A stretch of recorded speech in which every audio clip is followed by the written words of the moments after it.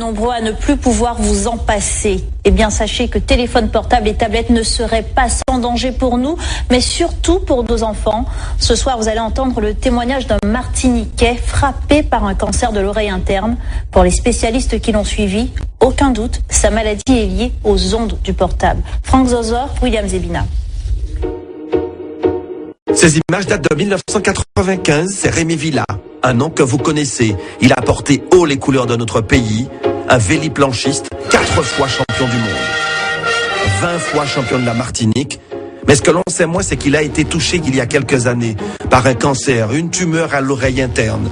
Soigné à l'hôpital Pellegrin à Bordeaux, ses médecins lui expliquent que cette tumeur serait liée à l'utilisation du téléphone portable. Les médecins m'ont dit clairement, tout ceci est dû au téléphone portable. Notre service pour les tumeurs à l'acoustique a été augmenté par 5, multiplié par 5 depuis l'avènement du portable. J'ai fait tout ce qu'il ne fallait pas faire. Dormir avec un téléphone à côté de ma tête, à 30 cm de ma tête. Chose à ne jamais faire. Donc il faut éteindre impérativement son téléphone portable quand il est dans une chambre ou le laisser à l'extérieur. Deuxième chose, je téléphonais tout le temps en voiture parce que j'étais agent de fabrique. Donc le seul moment où je pouvais téléphoner, c'était en voiture. Donc j'avais un kit main libre, certes, mais toutes les ondes étaient dans la voiture.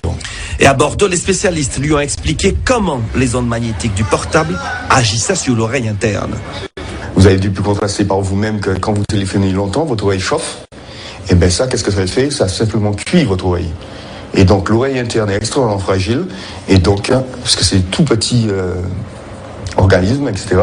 Donc forcément, on l'abîme, on la cuit et on finit par la détruire.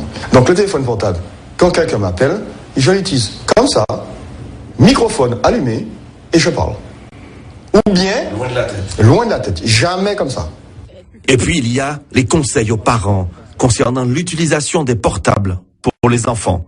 Le médecin me disait très clairement que le pire va arriver parce qu'aujourd'hui, les parents donnent des téléphones dès l'âge de 10 ans, voire même avant à leurs enfants, et les enfants dorment avec leur téléphone.